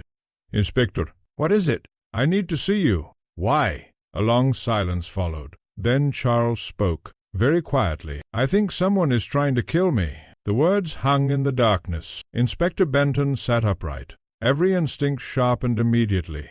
But before Charles could answer, the line went dead, completely dead. For a moment the inspector stared at the receiver. Then he grabbed his coat, because somewhere in Willowbrook events were accelerating, and for the first time since the murders began, it seemed possible that the hunter might soon become the hunted. Inspector Benton reached Charles Ashford's house in less than 15 minutes. The drive felt much longer. The dead telephone line echoed repeatedly in his thoughts. Charles had sounded genuinely frightened, not nervous, not anxious, terrified, and terror was rarely faked convincingly, especially at midnight. The small country house stood in darkness when Benton arrived. Only one upstairs window showed light. The inspector hurried to the front door and knocked sharply. No answer. He knocked again.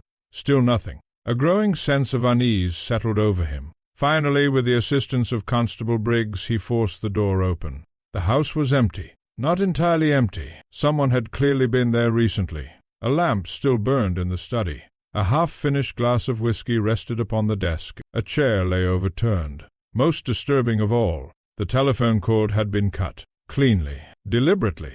Inspector Benton stared at it. His jaw tightened. Charles Ashford had not imagined danger. Danger had found him. The search of the house continued until nearly dawn. Charles himself remained missing. No body, no blood, no obvious sign of struggle. Yet Benton knew something serious had occurred. People did not simply vanish after telephoning police for help. Not under circumstances like these. News of Charles's disappearance spread rapidly through Willowbrook. By breakfast, villagers crowded the bakery discussing theories. By lunchtime, panic had returned. Now there were 2 murders and 1 missing man. The mystery that had begun with a single death at the candle festival seemed to grow darker every day. Miss Marple listened to the gossip quietly, then returned home. For the first time she believed the case had reached its most dangerous stage, because now the murderer was no longer merely protecting the past. The murderer was actively fighting for survival, and people fighting for survival often became reckless. That afternoon Miss Marple requested a private meeting with Inspector Benton. The inspector arrived looking exhausted. He had slept very little. Neither had she. Tea was served. Neither touched it. "I believe," said Miss Marple, "that we are approaching the end." Benton leaned forward immediately. "You know who did it?" It was not a question. Miss Marple smiled faintly. "Almost," the inspector groaned. "You always say that. My dear inspector, certainty should arrive before accusations. Then what are we missing?" Miss Marple folded her hands. Proof. The answer disappointed him. Yet he knew she was right. Proof mattered, particularly when accusing respectable members of society. For several moments silence filled the room. Then Miss Marple spoke again. "Tell me, Inspector, what is the strangest thing about this case? The murders?" "No." "The missing child?" "No." Benton sighed. "Then what?" "The candle." The inspector blinked. "The candle? Surely that's the least important part." Miss Marple shook her head. "Quite the opposite." She rose and crossed to a small table. Upon it lay several notes she had collected throughout the investigation. The candle burned much longer than expected. It was stolen. Someone clearly considered it important. The inspector frowned. "Go on." Miss Marple smiled. "I believe the candle concealed something." For a moment Benton simply stared. Then understanding began to dawn. My God. Precisely. Later that evening, a search of church records produced a remarkable discovery. The festival candle had not been newly made. It had been restored earlier that year. The craftsman responsible still lived nearby. Inspector Benton interviewed him immediately. The elderly candlemaker appeared surprised by the questions. It was a strange job. How so? The candle had been hollow. The inspector sat upright. Hollow? The craftsman nodded. Someone had hidden something inside it years ago. Benton's pulse quickened. What? I don't know. The object wasn't there? No. It had already been removed. The inspector felt a sudden rush of excitement. At last, a real explanation. The candle had never been symbolic, never mysterious. It had been a hiding place. That night Miss Marple sat quietly by the fire. Many pieces now fit together. The murders, the theft, the burned documents, the broken records, the hidden candle. Someone had spent years concealing evidence apparently connected to the secret of 1946. Yet one question remained. What had originally been hidden inside the candle, and who removed it? She suspected the answer would reveal the killer. The following morning brought a breakthrough. A local antique dealer contacted Inspector Benton. The man had recently purchased several old papers from an unknown seller. Ordinarily, the transaction would have been forgotten, but after hearing about the investigation, he became concerned. One document in particular attracted attention. It appeared to be an original birth record from March 1946, not a copy, the original. Inspector Benton nearly drove off the road, reaching the dealer's shop. When he examined the document, his hands trembled slightly. The paper identified Eleanor Finch's child, and contained the signatures of everyone involved in the deception, including Arthur Blackwood, including the midwife, and most importantly, including the person who had arranged everything, Sir Edward Ashford. At last, real proof. The secret was no longer a theory, it was fact. Yet something else disturbed Benton. The document had reached the antique dealer only recently. Very recently. Someone had been moving evidence, perhaps attempting to sell it, perhaps attempting to destroy it. Either way, the timing was suspicious, extremely suspicious. That afternoon another shock arrived. Charles Ashford was found. Barely. A farmer discovered him unconscious inside an abandoned hunting lodge several miles from Willowbrook. He had suffered a severe blow to the head, but he was alive. Inspector Benton rushed to the hospital. When Charles regained consciousness several hours later, he appeared terrified, absolutely terrified. "Who attacked you?" Charles looked away. No answer. Mr. Ashford. Still silence. Then finally, "I didn't see." The inspector did not believe him. Not for a second. Charles knew. The fear in his eyes made that obvious. That evening Miss Marple received a brief note from Inspector Benton. It contained only one sentence. Charles survived. Miss Marple read it twice, then smiled sadly. The murderer had made a mistake, a significant one, because living witnesses were inconvenient, particularly frightened ones, and frightened people often talked eventually. As darkness settled over Willowbrook, Miss Marple reached her final conclusion. Not a theory, not a suspicion. A conclusion. The entire case suddenly arranged itself perfectly. Every clue, every lie, every murder, every theft, the pattern became unmistakable. She knew who had killed Dr. Pierce. She knew who had murdered Arthur Blackwood. She knew who had attacked Charles Ashford. Most importantly, she knew why. The motive was almost painfully simple, human, and entirely consistent with everything she had learned about the case. Miss Marple gazed thoughtfully into the fire. Tomorrow, she decided, would be the day. Tomorrow she would set the trap, and somewhere in Willowbrook a murderer would walk straight into it. The following morning dawned bright and clear. For the first time in weeks, Willowbrook seemed free from rain. Sunlight illuminated cottage gardens. Church bells echoed gently across the village. The peaceful scene concealed a simple fact. Before the day ended, a murderer would be exposed. Miss Marple was determined of it. Shortly after breakfast, she visited Inspector Benton. The inspector immediately recognized something different in her expression. A certainty. The kind of certainty that appeared only when Miss Marple had finally assembled every piece of a puzzle. "You know—" It was not a question. Miss Marple nodded. "Yes." The inspector leaned forward. "Then tell me." "I shall." She paused. "But first we require proof." Benton sighed. Always proof. Yet experience had taught him that Miss Marple was usually right. "Very well. What condition is Charles Ashford in?" "Recovering." Miss Marple smiled faintly. "Then he can help us." An hour later, a small group gathered at Willowbrook Memorial Hospital. Charles Ashford sat upright in bed. Though pale and weakened, he was alert. Inspector Benton stood beside him. Miss Marple occupied a chair near the window. For several moments nobody spoke. Then Miss Marple addressed Charles directly. "My dear Mr. Ashford, you know who attacked you." Charles visibly stiffened. "No." "You do?" The room became silent. Miss Marple's voice remained gentle, almost kind. "You're frightened." Charles stared at the blanket. "You believe speaking will place you in danger." Still silence. Then, very quietly, Inspector Benton exchanged a glance with Miss Marple. At last, honesty. Miss Marple continued. "The person who attacked you is the same person who killed Dr. Pierce." Charles closed his eyes. "And Arthur Blackwood." His hands tightened. "The same person who stole evidence." No answer. Miss Marple waited patiently. Eventually Charles whispered, "You don't understand." "My dear Mr. Ashford," said Miss Marple softly, "I understand perfectly." The words struck him like a physical blow. For a moment he looked utterly defeated. Then he spoke, not loudly, not dramatically, simply with the exhaustion of a man carrying a burden too long. "I never wanted any of this." The confession that followed surprised Inspector Benton.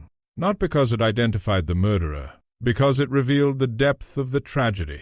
Charles Ashford had known the family secret for years. His father had discovered it shortly before dying. The knowledge had been passed to him, quietly, privately, as though it were an inheritance itself. At first Charles did nothing. Then financial difficulties changed everything. The possibility of inheriting Ashford Manor became increasingly attractive, particularly after learning that Sir Reginald was not legally an Ashford. Dr. Pierce's investigation terrified him, because exposure would force action, legal action, public action, a scandal impossible to control. And once Charles began considering those possibilities, someone else became frightened, very frightened.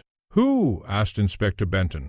Charles looked toward the window, then lowered his head. When he finally spoke, his voice barely rose above a whisper. "The person who attacked me." Miss Marple nodded, exactly as expected. The puzzle was complete. That afternoon Miss Marple set her trap. The method was elegantly simple. Like most effective traps, a public gathering was arranged at the village hall. Inspector Benton invited all principal figures connected to the case: Sir Reginald Ashford, Lady Margaret, Charles Ashford, Emily Pierce, Reverend Fletcher, several witnesses, and a handful of police officers. The stated purpose was to discuss newly recovered evidence. The real purpose was entirely different. By 6 o'clock the hall was full. An atmosphere of tension hung over the room. Everyone sensed something important was about to occur. Miss Marple sat quietly near the front, knitting resting in her lap, the picture of harmless old age. Appearances, however, were deceptive, very deceptive. Inspector Benton began. "Recent discoveries have clarified several aspects of this investigation." The audience listened carefully. "The secret of March 1946 has effectively been solved." Murmurs spread through the room. Sir Reginald remained motionless. Lady Margaret stared ahead. Charles looked exhausted. The inspector continued. "Eleanor Finch's child survived. That child was raised as Sir Reginald Ashford." More silence. The truth landed heavily. Even those who suspected it felt its impact. Then Miss Marple rose. Very slowly. The room became completely still, because everyone present understood something important. Miss Marple was about to explain, and when Miss Marple explained, mysteries ended. "My dear friends," she began gently, "this case has always been about fear." She looked around the hall. Not greed alone, not inheritance alone.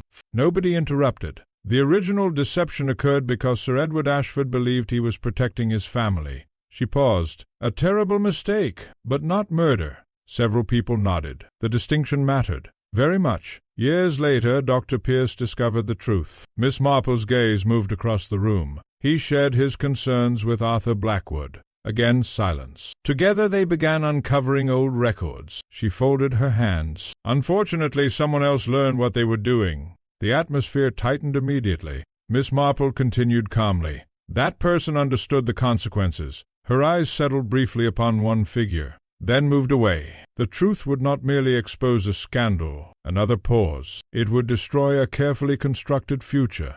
Inspector Benton watched closely. So did Charles Ashford. So did Lady Margaret. Everyone waited. The trap was beginning to close. "The murderer first killed Dr. Pierce." Miss Marple's voice remained calm. "Then Arthur Blackwood." She paused, and finally attempted to kill Charles Ashford. A faint sound escaped someone in the audience. No one spoke. No one moved. Miss Marple looked directly at the killer, for the first time, deliberately, and in that moment the murderer understood. The game was over, absolutely over. Yet Miss Marple did not reveal the name. Not yet. Instead, she smiled gently, the same gentle smile that concealed one of the sharpest minds in England. And she said, "I believe, Inspector, that our murderer would like very much to leave the room right now." The reaction was immediate. A chair scraped sharply against the floor. Someone stood abruptly, too abruptly. Several police officers moved at once, and every eye in the hall turned toward the same person. The trap had worked, exactly as Miss Marple intended. But the final explanation and the killer's ultimate exposure would come next. For one suspended moment nobody moved. The village hall seemed frozen. Every face turned toward the person who had risen suddenly from their chair. Charles Ashford. A collective gasp swept through the room. Inspector Benton stared in astonishment. Lady Margaret covered her mouth. Reverend Fletcher looked genuinely shocked. Only Miss Marple remained calm, very calm, because she had expected precisely this reaction. Charles Ashford stood rigidly. His face had gone completely pale. For several seconds he appeared uncertain whether to flee or remain where he was. Neither choice mattered. The police officers had already positioned themselves near the exits. Escape was impossible. The realization slowly settled upon him. His shoulders sagged, and for the first time since the investigation began, Charles Ashford looked like a defeated man. Inspector Benton stepped forward. "Mr. Ashford." Charles closed his eyes. "I suppose there's no point denying it." The silence that followed seemed enormous. Nobody spoke. Nobody even shifted in their seats, because everyone present sensed they were witnessing the end of a long and terrible story. Miss Marple sat quietly, knitting untouched in her lap. She had no need to speak. Not yet. The truth was finally emerging of its own accord, and truth once released possessed remarkable momentum. Charles slowly lowered himself back into his chair. When he finally spoke, his voice sounded tired, very tired. "You're all wrong about one thing." Inspector Benton frowned. "What do you mean? I didn't plan any of it." A bitter laugh escaped him. "At least not at first." The confession unfolded gradually. Years earlier, Charles had inherited knowledge of the family secret. His father had discovered the truth shortly before his death. The missing child, the forged records, the deception surrounding Ashford Manor. Everything. At first Charles merely carried the information, like an unpleasant burden. Then circumstances changed. Financial problems accumulated. Business investments failed. Debts mounted. The future became uncertain. And suddenly the secret acquired value. A dangerous value. When Dr. Pierce began asking questions, Charles admitted, "I became frightened." He looked toward the floor. "I knew what he would discover." "Why not simply tell the truth?" asked Reverend Fletcher. Charles laughed bitterly. "Because truth would have ruined everyone." Miss Marple spoke quietly. "No." Charles looked up. "It would have ruined your plans." The word struck home. His silence confirmed it. Inspector Benton stepped forward. "Tell us about Dr. Pierce." Charles swallowed. For several moments he said nothing. He wouldn't stop. The answer was chilling in its simplicity. He kept investigating. "And so you killed him." Charles nodded slowly. The admission produced audible gasps around the room. Lady Margaret looked away, unable to watch. "The festival gave me the opportunity."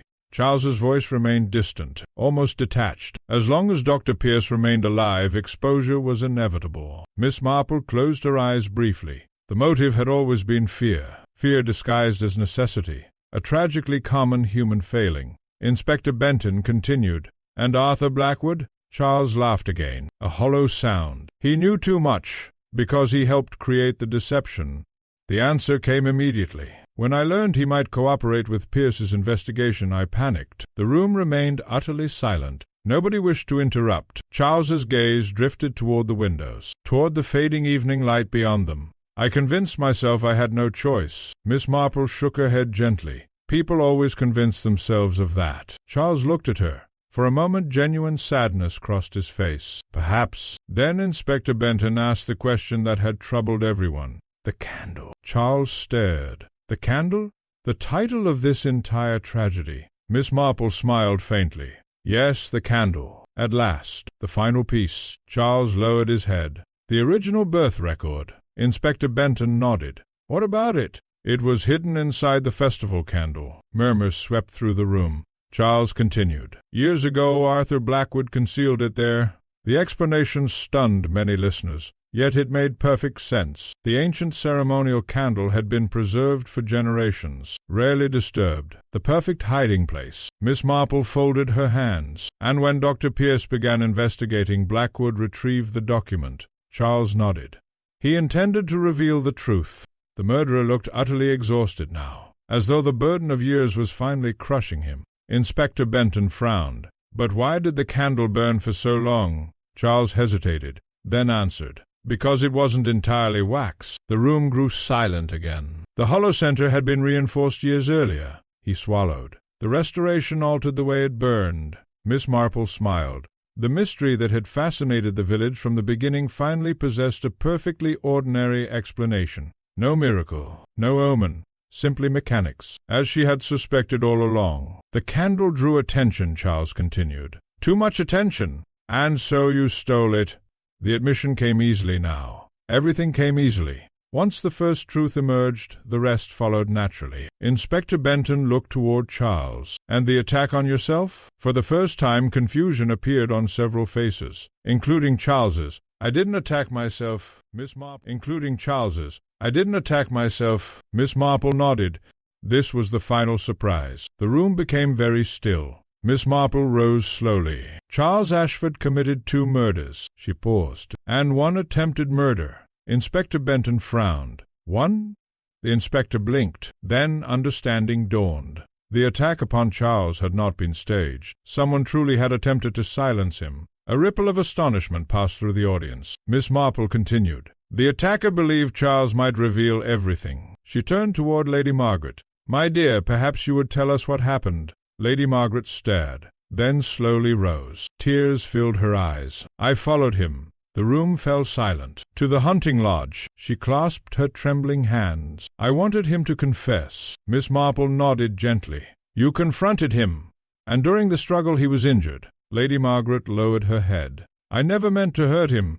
Inspector Benton exhaled slowly. At last, even this final mystery was explained. For several moments nobody spoke. The case was complete. Every question answered, every secret exposed. The truth stood naked before them. Charles Ashford sat motionless, a broken man, not because he had been caught, because he finally understood what his choices had cost. Dr. Pierce, Arthur Blackwood, years of deception, lives destroyed, all for a future that no longer existed. As police officers approached, Charles looked toward Miss Marple. "How did you know?" Miss Marple smiled gently, the same smile that had disarmed countless criminals over the years. "Because, my dear Mr. Ashford, human nature is remarkably consistent." Charles said nothing. There was nothing left to say. Outside, evening settled over Willowbrook. The mystery of the candle that wouldn't burn out was finally solved. The murders were explained. The secret of March 1946 had emerged, and the long shadow hanging over Ashford Manor had at last begun to lift. Yet some truths carried scars, and those scars would remain long after the investigation ended. For secrets, Miss Marple reflected, were rather like candles. They could remain hidden for years, but eventually, inevitably, they burned their way into the light. Autumn arrived quietly in Willowbrook. The excitement, fear, and endless speculation that had consumed the village gradually faded into memory. Not immediately. Such things never did. For weeks afterward, conversations in the bakery, the post office, and outside St. Luke's Church inevitably returned to the Ashford case. Each retelling became slightly different. Each villager possessed a favorite detail. Some discussed the murders. Others focused upon the missing child. Most remained fascinated by the famous festival candle. Yet as time passed, even the most shocking stories slowly surrendered to ordinary life. That was the way of villages, and perhaps of humanity itself. Charles Ashford was formally charged with the murders of Dr. Leonard Pierce and Arthur Blackwood. His confession, combined with the evidence uncovered by Inspector Benton, left little room for doubt. The newspapers followed the story eagerly. Headlines appeared throughout the county. Reporters descended upon Willowbrook for several weeks. Then, as always, they departed in search of newer tragedies. Charles himself seemed almost relieved when the ordeal finally ended. The burden he had carried for years had become unbearable. Miss Marple sometimes reflected that his punishment had begun long before his arrest. Fear had imprisoned him long before any court ever could. The truth concerning Sir Reginald Ashford eventually became public. The revelation created precisely the shock everyone expected. For a brief period, newspapers treated it as sensational. The lost heir of Willowbrook, the baby swap at Ashford Manor, the secret of 1946. The headlines varied, the facts did not. Sir Reginald was Eleanor Finch's son, the missing child, the infant whose identity had been stolen and rewritten, the child at the center of the mystery. Yet something unexpected happened. Willowbrook largely refused to reject him. Some villagers gossiped, naturally. That was inevitable, but most reached the same conclusion. Sir Reginald remained the man they had known for years. The revelation altered his history, not his character. Miss Marple approved of this. People often confuse blood with identity. They were not always the same thing. Several weeks after the case concluded, Sir Reginald visited Miss Marple. The afternoon was bright and cool. Fallen leaves covered the village lanes. The former master of Ashford Manor looked older than before, yet strangely lighter, as though an invisible weight had finally been removed. "You wished to see me?" "Yeah." He smiled faintly. "I wanted to thank you." Miss Marple poured tea. "My dear sir, I suspect you are one of the few people ever grateful to be at the center of one of my investigations." That produced genuine laughter, the first she had heard from him in many weeks. For a time they sat quietly. Then Sir Reginald spoke. "I found Eleanor Finch." Miss Marple looked up. "Indeed? She lives in Devon." The words carried obvious emotion. For years Eleanor had believed her child lost forever. Now she knew the truth, and so did her son. Miss Marple felt a warmth in her heart. Not every mystery ended entirely in sorrow. "Will you see her again?" she asked. Sir Reginald nodded. His voice became softer. "We have much to learn about one another." Miss Marple smiled. "Then I wish you both happiness." And she genuinely meant it. After he departed, Miss Marple sat for a long while beside her window. The village looked peaceful. Children crossed the green. The church bell rang faintly in the distance. Life was returning to normal, or as normal as life ever became after tragedy. A few days later, Inspector Benton paid one final visit. The inspector appeared considerably more cheerful than he had during the investigation. Success suited him. "So," he said, accepting tea, "another case concluded. I suppose I should stop being surprised." Miss Marple smiled. "About what?" "The fact that you solved it before everyone else." She laughed softly. "My dear Inspector, I merely pay attention." Benton glanced toward the window. "The candle still attracts visitors." "Does it?" "The restored one." The original festival candle, badly damaged during the investigation, had been replaced. Yet tourists occasionally visited Willowbrook because of the famous case. The inspector shook his head. "Strange, really?" "Not at all." Miss Marple folded her knitting. "People enjoy mysteries and solutions less often." That answer amused him greatly. When Benton eventually departed, evening had begun settling across the village. Golden sunlight stretched across gardens and rooftops. The familiar peace of Willowbrook returned once more. Miss Marple watched it thoughtfully. Cases ended. Human nature did not. Somewhere in some village another secret was undoubtedly waiting. Another deception, another tragedy, another puzzle. Such things were inevitable. Wherever human beings existed, mysteries followed. As darkness approached, Miss Marple lit a small candle upon her mantelpiece. Its flame glowed softly in the gathering dusk. For a moment she watched it flicker.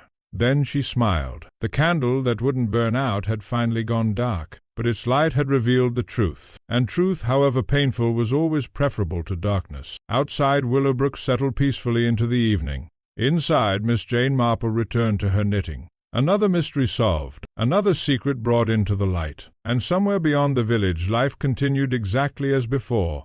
The end.